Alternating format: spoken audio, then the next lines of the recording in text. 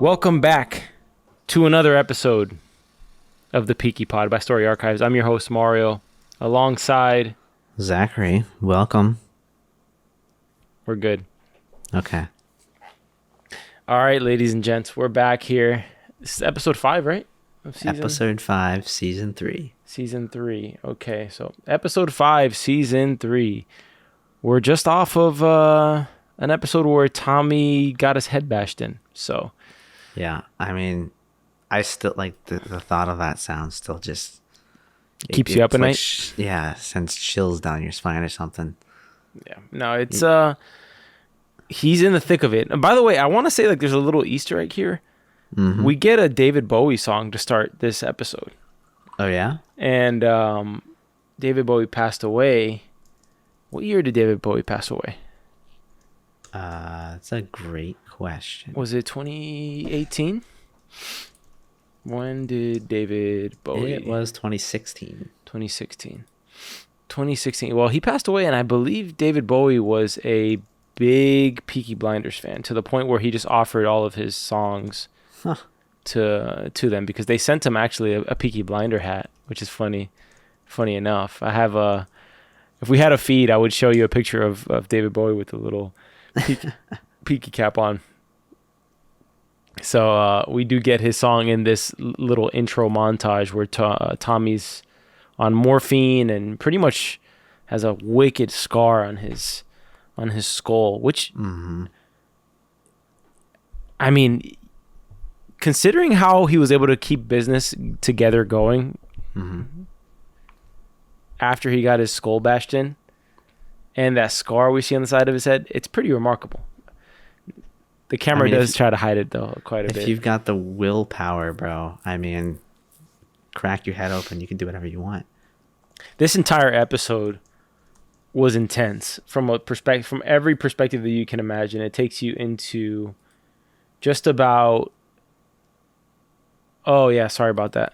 Yeah, you can just tell me, man. I was going to, but you were on a roll with something there. Now I'm not on a roll because I saw the message on the bottom. Mario wasn't sharing his screen. Yeah. You can call me out. It's all good. I'll call you out. I find Tommy less intimidating when he's standing in his draws like that. It like kind of really takes away the effort. I want to rewind a bit because your message distracted me. I'm gonna call you out. Yeah, okay. On that. All right. Just kidding. Shots fired. No, but I think anybody in their underwear is a little less intimidating. He's kind of... I'm trying to think if there's like an opposite. Like if you're in a dark alley and there's like a huge burly man in a dress. No, in underwears across. That's kind of intimidating. I'm not going down the alley after I see that. You know what I mean? Now he is having like in the middle of like this kind of morphine dream, where you have Ada as the concerned sister. I think part of those things like actually happen, or most of them happen that we see. It's just the visuals are all distorted because we're being put into Tommy's mind, right? That's the way that I was perceiving it as well. Like, I mean, she was there. She was really, saying like, oh, this is who he is, to get them to help him and whatnot. But, man, don't crack your head open. Things look weird. Oh, I don't think he had... Well, I guess he did have a choice because he was trying to kill Father Hughes. But as we find out, Father Hughes has death coming to him and more, and well-deserved. Because in the hospital, at first, like when Michael comes in and doesn't ask him how he's doing, I'm like, if, you don't even ask him how he's doing. But when he goes to deliver the news that he's there for, it's completely understandable. Yeah. Considering, I think everyone's on the same page of what he alludes to, and it seems to be that he was sexually abused by Father Hughes when he was a child, right? Absolutely. And I mean, this kind of explains a lot of his actions in the past episode. We were like, oh, he's getting so dark and all of this. This explains a lot of the why behind why he's with Arthur and John Boy trying to figure out how to shoot a gun, and I never tied those two together, that they were connected, but I think you're right. I think you're onto something in terms of maybe that was his way of like not really saying the truth or being upfront about certain things, which who would want to, be super open about something like that. Yeah. And at the same time trying to find his way around violence, because he is hoping for the opportunity to exact his revenge on this disgusting character of Hughes. Now, Tommy already knew this for the most part about Hughes. I don't know if he knew it about Michael, but it seems to me that he knew it about him in regards to other things. For sure. I mean, he's always acting like a bit of a pervert. Kind of like really throwing it around at people's faces too, at least in Tommy's face, because he makes a lot. He makes a lot of like little kids and whatnot. Yeah. Now at the end of this whole morphine dream, Tommy tosses out the morphine down the sink, which, I mean, as we find out later, it's kind of understandable when you have like visions of Mary reading you Leviticus butt naked. Mary's his I guess his head maid. Yeah, I think so. Yeah. I always love the fact that despite Tommy having a full English breakfast in front of him, nice looking breakfast. You got eggs, tomatoes, sausages. You know, every morning, imagine you wake up to that. The table's a bit unnecessarily large, but also nice. Yeah. And he just refuses to ever eat on this show. He prefers the taste of tobacco in the morning, I guess. Apparently. You know, that whole morphine scene of him pouring it out, I feel like is the least Peaky Blinders looking shot I've ever seen in this show. Really? It's just so bright, so like colorful. I mean, I don't know what I can even relate it to. It's just like having a bright light shine in your eyes. Everything looks too clean and polished. Interesting. Yeah, you know, I always kind of just chucked it up to it being like an extension of the trippiness of his. Yeah, like coming out of a out of a trip or something. The light is super bright. Yeah. Back then, like in the 1920s, were cigarettes the same type of cigarettes we have today? Because I don't see filter. There's obviously no filters. I know that there were no filters. But is it nicotine? Is it the same? You know what I mean? Is it the same ingredients in the cigarettes as we have today?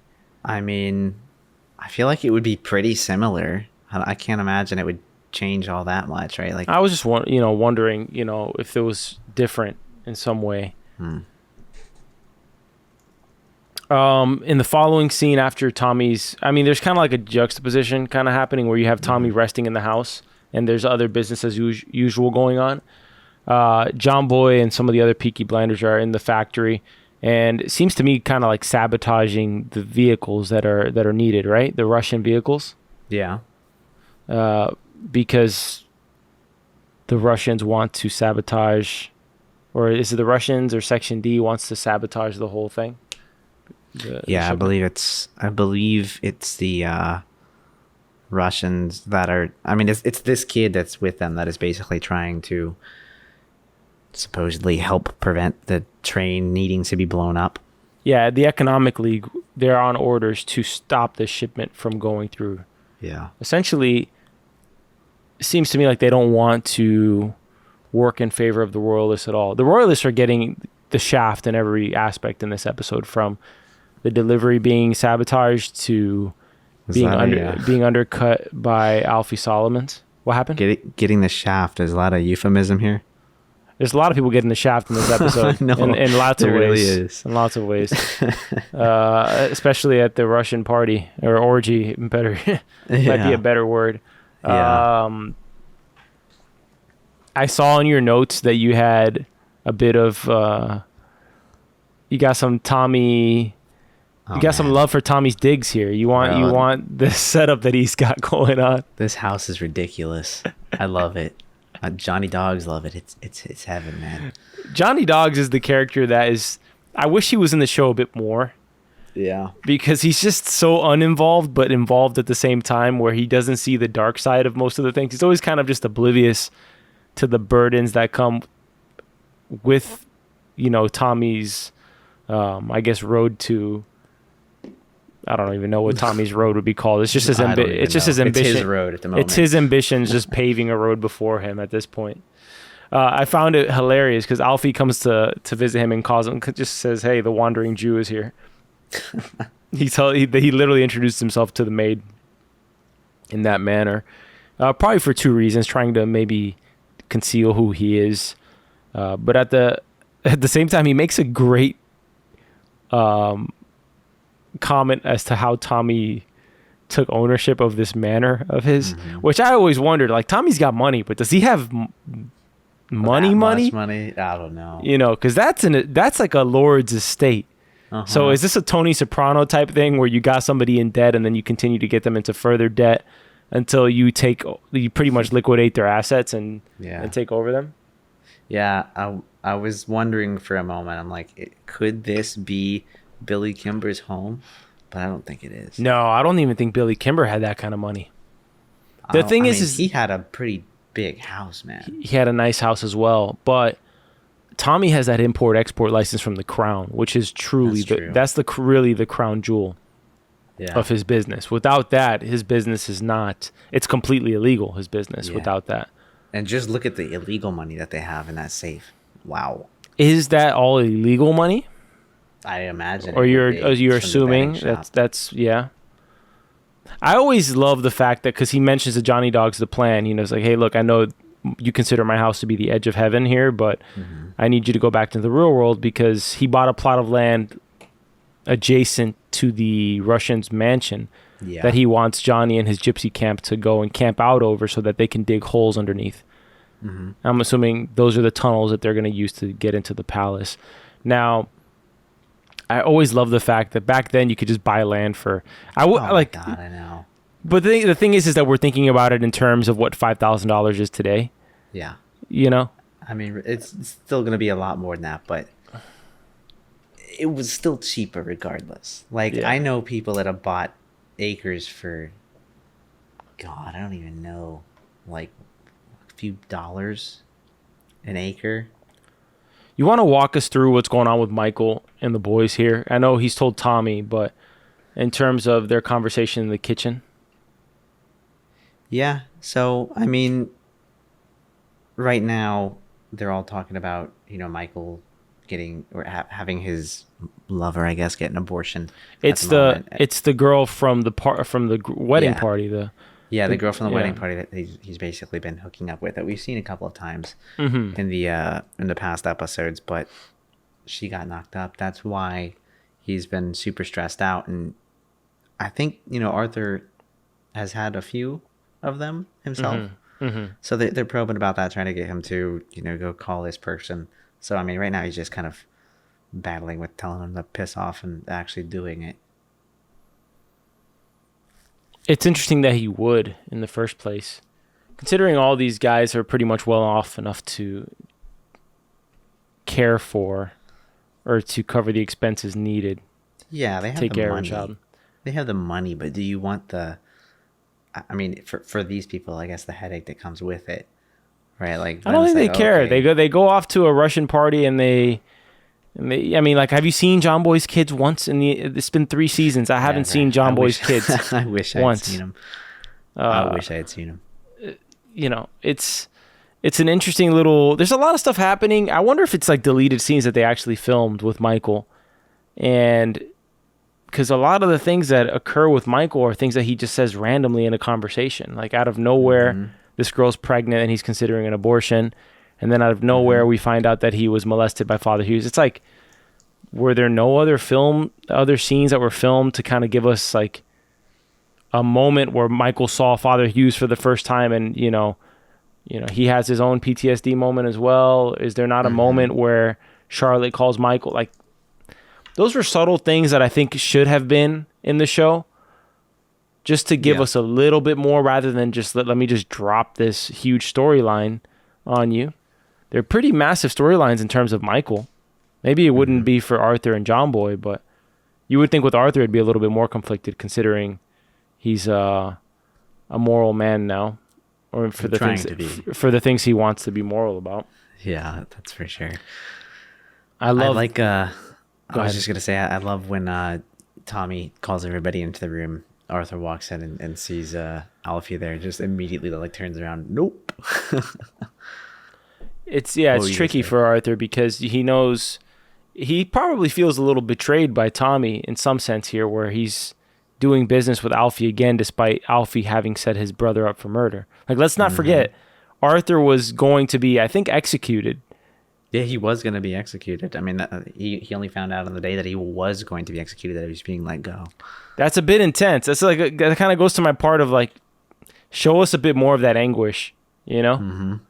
rather than just the saving by Tommy. But maybe it doesn't play well into showing Tommy's character the way they want him portrayed, you know? Yeah, and I also feel like if Arthur was going to try and carry that out more, like that would really become like the main plot of this episode almost, or one of them, right? Like, oh, okay, well, Arthur's not having it, so now Tommy's gotta go console Arthur. Now, listen, I got this. I have a plan. Here's my plan that I never tell you. The Russian party. Oh boy. The Russian party is one of a kind in Peaky Blinders. It's hilarious, and it's not hilarious. Hilarious is not the word. Because they're Russian, they have like this stigma or mystery to them, right? Mm-hmm. Because you have, like, from the get-go, you have Tatiana saying that the jewel is cursed, and they're a strange family of people here, these Russian royals, right? And to get a look into the party scene where they're essentially being tested as to who can be trusted and who cannot be for certain things. But it's so odd because they arrive at almost in the middle of the daytime. Yeah. For this party, which makes it feel more depraved that you're partying in the middle of the daytime. Starting there. Right? In some sense. And then not to mention that there's just an orgy in every room going on there. We'll spare the audience the details of having seen it themselves. Did you find it weird how Arthur didn't want to be stripped down? And then again, Tommy completely led them into this party without any, for the most part, not a single heads up. But how could he have known as well, you know? And how come Tommy's not getting stripped down? Because Tommy's already been searched. Remember when Tatiana had him naked in bed? What are they searching for? No, I have already been searched. So they're basically looking for any tattoos because, in Russia, if you were, against the government, you would have tattoos, basically like gang related tattoos and stuff. And so they're I'm using air quotes because this is also half a joke, but they're Russian. So I guess they're getting away with it. It seems to me like they're just taking them for a whirl here, which Tatiana's getting real up close and personal with Arthur. Extremely up close and personal. Yeah, she really likes to torment people, and John Boy's like, I think John Boy's half like, what's wrong with me? Yeah, I know. I mean, John Boy's like that loose cannon. He finds anything amusing, right? So this is just funny to him. Arthur's not having it because I think he kind of knows where this might be going potentially. I don't know. Battery's just trying to be a good human being. He doesn't want to let the devil out, as Tatiana kind of tempts them with it. I said, like, the boys have no choice because of Tommy here in some sense. I did think it was a bit extra though, and I think you agree with Arthur just ripping off all his buttons. Oh my gosh, I know. I'm just trying to picture like why would I ever rip all the buttons off my shirt, just take it off, just unbutton the shirt. I'm talking crap because like you would be cool with going to a party and somebody tells you to take off all your clothes. No. You know what I mean? But I mean, why ruin the things that you don't want to take off anyways? I agree with that sentiment, but they have no choice in terms of the business that they're trying to do with these people. At the end of the day, they need that treasury open so that Tommy can get his eyes on the prize. Yeah, Tommy also knew it was half a joke. I mean, he does mention it, but he's also got a smirk as the entire thing is transpiring. I've already been searched, but I did not know it was the meeting of whatever at the time. Yeah. The Peaky Blinders have kind of gone under a transition to the Shelby Company Limited, and we see the growth of that as Polly and Ada go over these papers that Ada's signing to join the company. I think her goal is out of love for her family, also personal goals of her politically. Yeah. She's never going to want for her son. So I think that's nonsense. But I think she does want to legitimize the company in some sense. And she talks to Paulie about taking over more control, which I think is just trying to get things towards her ideals and politics. And they want to run things their way, or at least, move the company in that direction, it appears. Yeah. Michael's Yeah, can you go through the whole Michael abortion thing? I was just gonna say Michael's still, like frantically just debating in his mind: do I do it? Do I not do it? Do I do it? Well, do I not do it?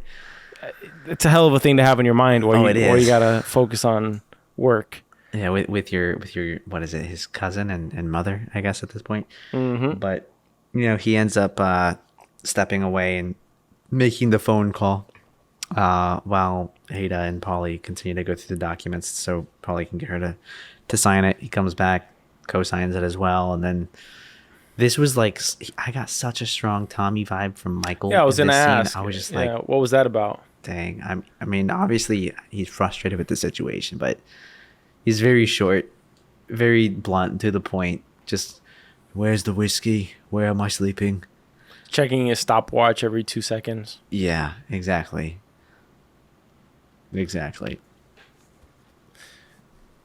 Paulie and the portrait artist here.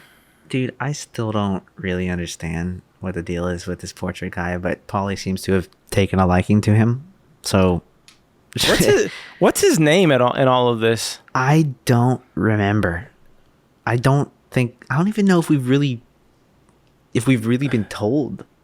Like, I feel like his name's been out there, but I can't recall it at all. I don't remember his name at all. Every time I write him down, I'm just always like the artist or the portrait man or something. The portrait artist. Yeah, that's pretty much it. Yeah. So I mean, Ada talked Polly into going to see him because she thinks Polly thinks that she has waited too long, and now he's not interested anymore. This whole Russian party. Do these Russians not have any bedrooms? Well, there's no fun in that.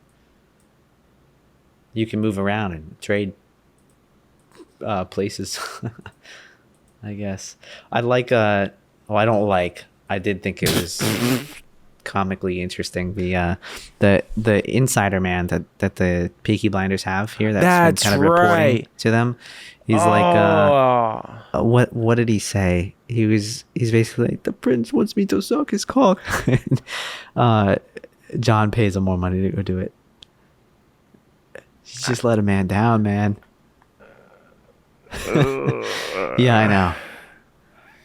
I think that's your last day riding with the Blinders at this point. Yeah, I think that's when you put in your immediate resignation. Yep. Yeesh. Nope. Yeesh. Poor kid, man. Poor kid. That's the kid that they're going to give the bar to from the Italians' property that they seized.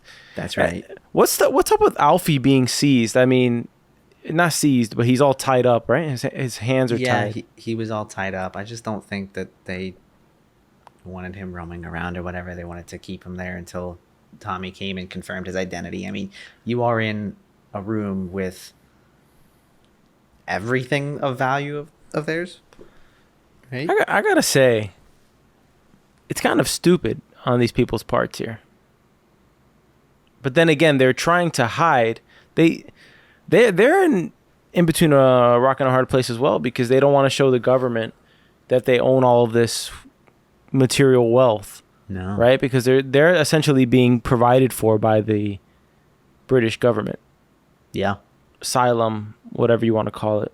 Mm-hmm. And so now they need to fund their deals to get the military equipment out of there through these shady characters of Alfie Solomons and Tommy Shelby. I do love the fact that, and I have to mention this. Yeah. The creator of Peaky Blinders is constantly trying to weave in, I guess, just interesting historical figures. And if you're going to bring in the Russians, Peaky is the type of show that it's not just any Russian family, it's the Romanovs. Mm-hmm. Or somebody distinctly correlated with them. Yeah. Matthew Weiner, the creator of Mad Men, made a show on Amazon called The Romanovs? No, I did not. Yeah, I would recommend it. It's pretty good. Huh. It's pretty good. Christina Hendricks' episode is fantastic. She's in it. She plays Joan in Mad Men. Oh, yeah, that's right. How old of a show is that? Not very old. Maybe it came out less than 5 years ago. It came out. It's just a one-season thing. Roger Sterling's in there. I don't know who the actor's name in real life. Are you kidding me? I don't know his name. It's each episode's different, and it's following one person who is supposedly related to the Romanovs. Mm-hmm. And the Romanovs are, I think the whole like myth is that they kind of have some sort of curse over them in some ways too. Interesting. I wonder if that plays into the jewels. Now, do you think Alfie's given a fair valuation on these jewels? Absolutely not. So, there's a moment in here where the Russians say something in Russian and Alfie responds to him in Russian.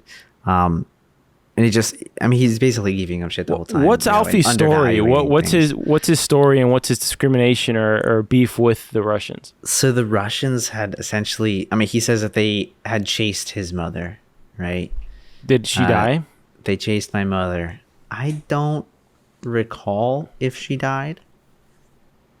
But he did mention that they chased his mother and other Jews with dogs, chased them down. So I'm assuming, many of them were killed, but I don't know if his mother died. Like, he didn't allude to that directly, I don't think. So then where is Alfie originally from? Is he Russian? I don't know. I don't know the topography back then. I don't know how it kind of changed. I think you'd be a better judge of that than I would. Maybe they migrated in there. Like, you may not have been migrated to there or something. It's implied that his mother was a Russian refugee. Okay. This is what I found on the Peaky Blinders fandom wiki.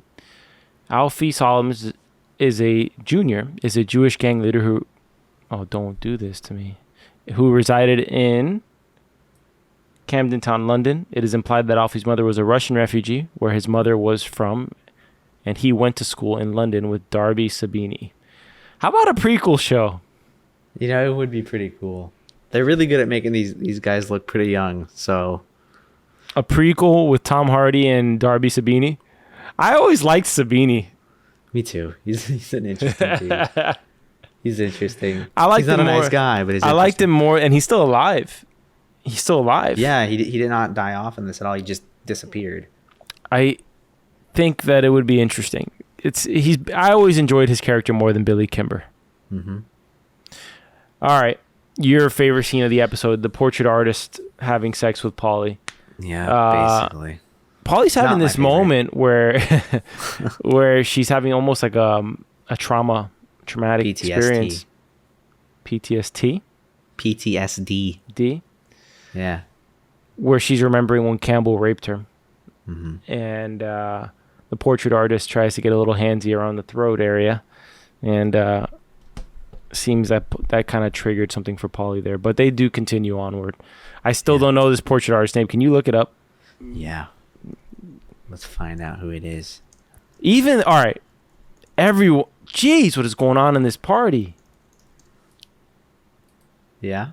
Even Arthur, in a sense, the girl who buttoned up his shirt maybe that's why he ripped off the buttons off his shirt. He had his eyes on the seamstress.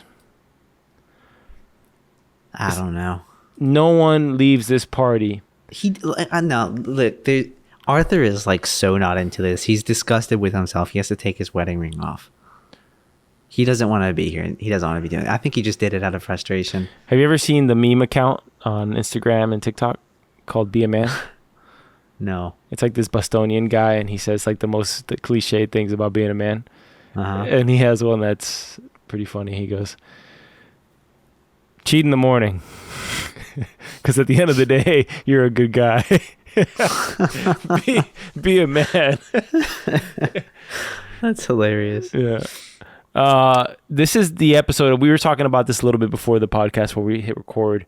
This whole season has been about these characters and this gang evolving into a different type of organization. They're not used to having this much wealth. They're not used to having to deal with these types of enemies. Mm-hmm. Yes, they have dealt with enemies before that have been difficult, but there was always somewhat of a code, right? Mm-hmm. When you're dealing with these Russians, the Royalists, the Economic League, these types of enemies, even the IRA, there's no code. It's like The Wire. You ever seen the show The Wire? It's on HBO. I've seen a few episodes of it. I haven't watched it all. There's a moment where something happens and it's on a Sunday because the code is that you don't do a killing on a Sunday, and somebody does it, and it's on like the day where everyone's going to church, which is funny enough. Like everybody's peddling, pushing drugs every day and killing people, and Sunday, no, just don't do it Sunday. That's the day God cares about. Like, I mean, listen, it doesn't matter who you are. You gotta have some boundaries, right? Yeah, right. The artist guy's name is Ruben Oliver. You know when you know somebody's name and then you say it and then you're like, oh, I knew that. You just said his name and that wasn't even it wasn't even in my brain anywhere. No, not at all. Yeah. I don't even know how we know what his first and last name are because I really don't recall. Yeah. I really don't. Well, capping the Russian party, as John Boy had a good time, Arthur had a conflicted time as he had sex with the seamstress who sewed his shirt, and Tommy had a sort of nostalgic, sexy time with Tatiana, where he remembered Grace. They played that game. Every time with that girl, it's either Russian roulette or she's choking you to the point where you have no oxygen going to your brain. It's always something with her. She's crazy. She's crazy. But Tommy seems to like it. She's his kind of crazy. Well, he had the best setup of the whole party. Oh, well, of course. I mean, and he didn't have to be in the room with all of the plebs. He just went to his own room with the Duchess herself. Yeah, he walked off. You know, the first thing I was going to mention during that whole ordeal is I don't know how the hell anybody, even Arthur, can drink that much vodka or anything and not get still sick. Be standing. First of all, that's his show. That's why. Right. If this is real, if this was real life, they'd be puking. He downs one bottle and he's like, another. Yeah, that's the problem. That's the problem with these shows is gives unrealistic expectations. Yeah, so you have some try what's possible. Drink a whole bottle of vodka. Well, although it is said, I mean, that is doable, but maybe two. Like Jim. They say be a strong alcoholic. For that. They say Jim Morrison used to drink a bottle of whiskey a day. I mean, I've known people who have done that and more, but I mean, to be a normal-ish human being, that's a lot. There are, like what I mean by normal is bodily functions as well. Though, there are some people. These are extreme individuals who advocate for the use of all drugs, and there's Joe. I heard Joe Rogan talking about this once. He said there's this professor who takes heroin, who does heroin. It's like he doesn't drink, he doesn't do this other stuff, but he shoots up with heroin.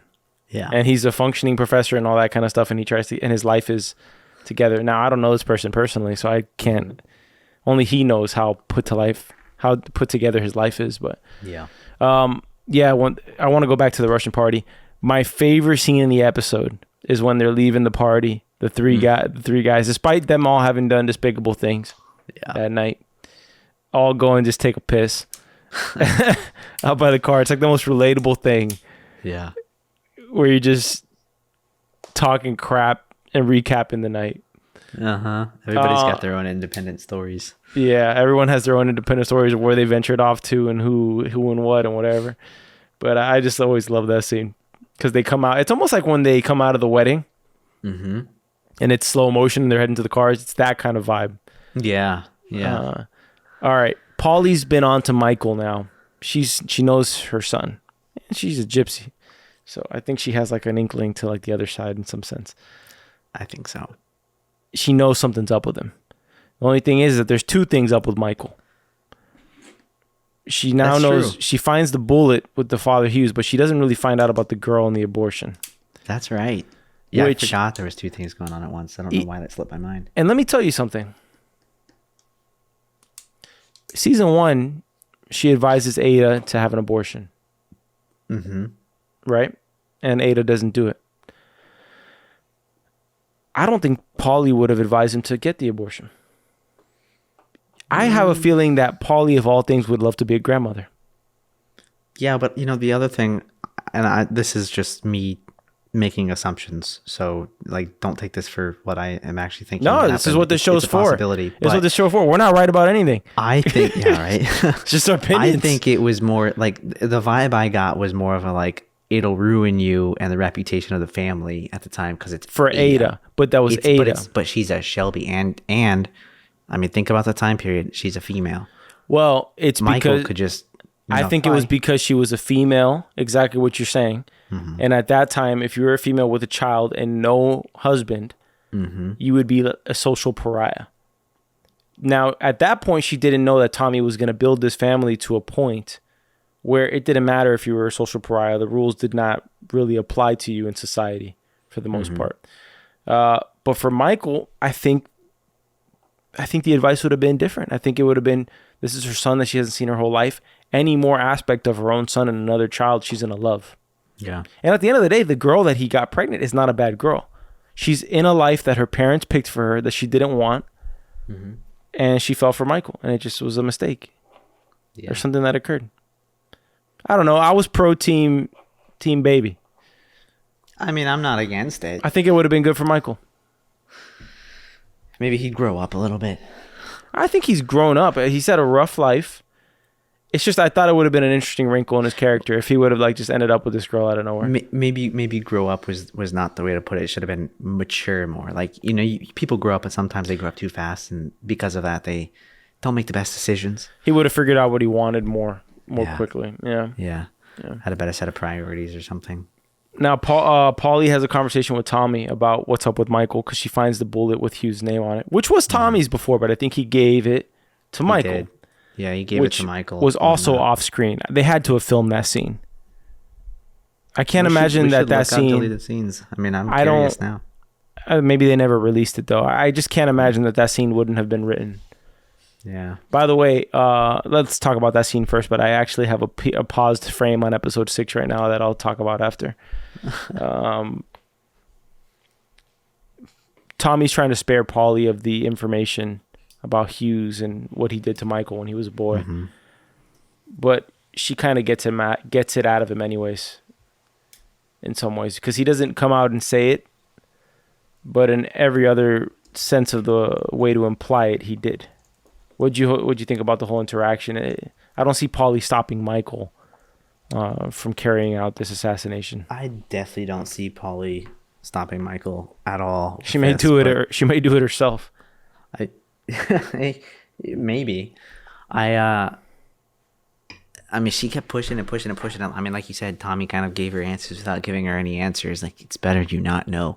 But it was more of not know the details. Like, I think she already had the assumption in her mind once the conversation started. So, I mean, I don't know. I'm rooting for Michael to go shoot him. Well, that's the cliffhanger we're left with. We're left with the jewels have now been valued. I think they've shaken hands on the valuation of them. We've got the tunnels being prepared, and we've met the clay kickers. Which was one thing that just happened a moment ago. Yeah. The whole military family came in. Yeah, they're going to be responsible for helping tunnel the underground entrance to the Russian mansion so that they can steal the jewels. We have the convoy being sabotaged and the shipment being sabotaged in some sense. We have Michael, who's now plotting a way to kill Father Hughes. And we have Tommy just kind of puppet mastering everything from behind the scenes and making sure everything comes to fruition. I have a freeze frame on episode 6 because after this, and everything has to resolve in episode 6. Cillian Murphy is playing Robert J. Oppenheimer in a film. Yeah. And this shot with him with this hat on looks just like that character. I wonder if they did some sort of, somebody saw a picture of this and they were like, we need to get Cillian Murphy in here. But it is a Christopher Nolan movie, so yeah, that's true. It'll be interesting to see. He also looks a little out of place with that hat on. Like if he was a little right? bigger, a little taller, it does a little more like broad-shouldered. I feel he'd own it more. Don Draper, man, that's a Don Draper hat. That is a Don Draper hat. You're absolutely right. It doesn't look right on him. No, it doesn't. Well, they made a cap that's meant for the working class, and they made it into a fashion staple, right? Of course. All right, that ends episode 5. I think I called it episode 4 earlier, but I may be wrong. I called it 5 at the beginning, so we're good. We're good? Okay, so that ends episode 5. Zach, you're the one who is always in charge of the categories, so. I am. So the first one I've got is best scene. What you got? Oh, I already kind of admitted it excitedly. It's when they're leaving the Russian party, and they're all taking a piss and just recounting the night. That's my favorite scene in the episode. Yeah. Hands down. It was a good one. But for me, my favorite scene in this one was the strip search, because this is one of the few times that Peaky Blinders has just made me just start laughing. It Yeah. was really funny. I don't know, like just the way that they were both reacting and the fact that John Boy was just so excited about it. It was so it was so out of the blue. I know. It's I always love the fact that John Boy, Tommy, and Arthur are all in different portions. Like they're all in different phases of life. Mm-hmm. Arthur's like a conflicted married man. John Boy just loves the lifestyle. There seems that nothing is beyond John Boy. I mean, he literally paid one of their workers. Jeez. Yeah, I know. He's the one that would kill somebody on a Sunday. Absolutely. John Boy. I mean, he's the one who caused the whole beef with the Changrettas for no reason. Yeah. John Boy, one of a kind. All right. So my next one is best line of the episode, and I'll go first with this one. I've got two. One of them from the same scene. It is made in fucking Birmingham. It's great. That was Alfie. just Arthur. No, it was Arthur talking about himself. Oh, that's right. Yeah. My other favorite one was during the dialogue between Alfie and Arthur, and it was just him going on, I'm Old Testament. I'm Old Testament. You have somebody that will kill for you with God on their side. I love that line. I also love when Johnny Dog says, Tom, this is heaven, Tom. Yeah. And he says, you see that line over there, Johnny Dogs? That is the edge of heaven. I also love it's not a line, but it's a moment when he says, Mary, do you read the Bible? Do you ever read it standing naked by my bedside? Yeah, that one kind of sticks with you. It's funny. Yeah. Oh, man. I also like the Ada's plea in the beginning of the episode when she's talking to the doctors and she says, he served in France. He won medals. Take good care of him. It's like such a good little moment there. Yeah. It's a little snippet there. And the whole scene is kind of happening in this tunnel too, which is funny. Yeah. Well, not funny. It's interesting. Yeah. Ironic, I guess, or something along those lines. Most memorable character or characters of the episode? I think you hit it on the head earlier when you said, you can take the lead here on what you said, because I kind of agree with you. So, in my opinion, most memorable characters in this episode was really the entire family. Like, I think every main character in the family got a shining moment in this episode. You got Polly, Ada, Michael, John Boy, Arthur, Tommy. I might be missing somebody, but I don't think I am. They all had a really good moment in this episode. It was very interesting. I'm talking like the close family here. Yeah, and I can't think of another episode, maybe besides the Grace and Tommy wedding, that every family member gets a moment where they get to shine. Yeah, this season does a good job with that. All right, that takes us into the finale of season 3. And that will be in the next couple of days, or we crank that one out. So we'll be done with season 3 this week and on to season 4 for our final recap. And after that, in the US on June 10th, we get the release of season 6. So everyone else will catch up on the final season of Peaky. And we already have our whole commentary out there for you all to listen to episode by episode. It's recorded and posted. You just got to navigate a little bit because we kind of recorded these out of order. So bear with us. We're going to actually crank out 4 too. And let us know what you think of season 6. We're going to probably do maybe one bonus episode for the season, or maybe 2. I wouldn't mind rewatching season 6 I think we should. And doing a more low-key bonus episodes, just kind of going through them. You know, well, I already have notes, so we're good. I definitely think we should rewatch season 6 at some point and do something. It's coming to America now, man. I agree. All right, that's a wrap on this one. Thank you all for listening again. Zach, you take it away with your outros. And please, before we forget, we have to keep hammering home. Please subscribe and rate the show. I noticed that ratings for podcasts are very low, even for like really experienced and polished podcasts. Like, they're very low. If we could get some of you out there who are lovely subscribers to just give us a review, no words, just stars. Just put stars there, literally 2 clicks of a button, and you can change someone's life. I feel like those infomercial now that come on like at 2 a.m. All right, that's it. Zach, go ahead. Yeah, well, the only other thing I would add to that is if you do leave some words, because you can add comments on Apple Podcasts, we'll give you a little shout out on that. They haven't invented the words, Zach. They haven't invented the words. Well, you invent them. All right. Well, thank you for listening to season 3, episode 5 of the Peaky Blinders podcast by Story Archives. You can find this podcast anywhere you find podcasts: Apple, Google, Spotify podcast. You can find us on Instagram at Story Archives, and you can visit our website at storyarchives.themidnightexchange.com, which brings us into our podcast network, themidnightexchange.com. You can visit our website there for a bunch of other links out to other podcasts, social media, and so on. And if you want to drop us an email, you can send us an email at podcast@themidnightexchange.com. Hey, Zach, before we leave, what are you watching these days? Like, any recommendations? Shining Girls. Shining Girls on what? Apple TV Plus. Okay. It's really good. It's one of the first seasons I've seen. Give us a log line. Just one line describing what the show's about. You are basically following Elizabeth Moss, who is Peggy Olson in Mad Men. You're following her through her life after a very traumatic event where she almost died, and she's basically trying to find the person that did this to her. And there's a lot of stuff that unravels. It's a very like sci-fi heavy show. It's a very interesting timeline of things that is going on, but it is one of the few TV shows that I've seen as of ever really that has actually resolved the storyline within the same season. And that was the icing on the cake for me. Okay, nice. What about you? I've got a couple. Or a few maybe. Okay. All right. First, I finished Yellowstone and 1883, the prequel. Mm-hmm. Fantastic. Yellowstone's about a 7th-generation farm that's being protected from the modern reach into this, very beautiful area of Montana. And Kevin Costner's the lead. Amazing. I'm like a Yellowstone diehard now.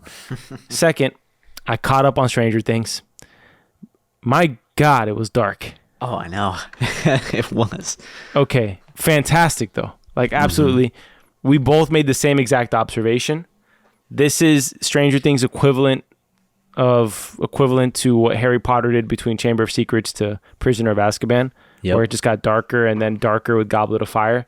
Mm-hmm.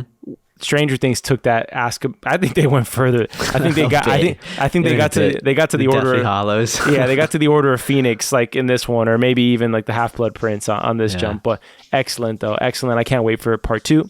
And I just started Pachinko on Apple TV. It's an interesting story that goes across generations of this Korean family. Yeah, and it's really well done. Apple TV. Got that one. All right. Well, you gave 3. I only gave 1, so I'm going to give one more shout out. It's one that I started, and I really want to watch the next episode of. It's called Dr. Brain. You mentioned this. Yes. It's a Korean show. We're both got a Korean show going on. Yeah, okay. But it's very interesting. This guy that has a. He's kind of like a psychopath or whatever you call that person, where they have no emotion, no feeling, no nothing. Like they're just like sterile through life with everything. Yeah, I think it's a sociopath. Yeah. Yes, thank you. So you basically follow this guy, and I'm only on the first episode, but he is working on building a device to try and understand human emotion, thought, and emotion and things like that. And that's part of it. So he builds this device to try and transfer. The idea is really, it's more around memories.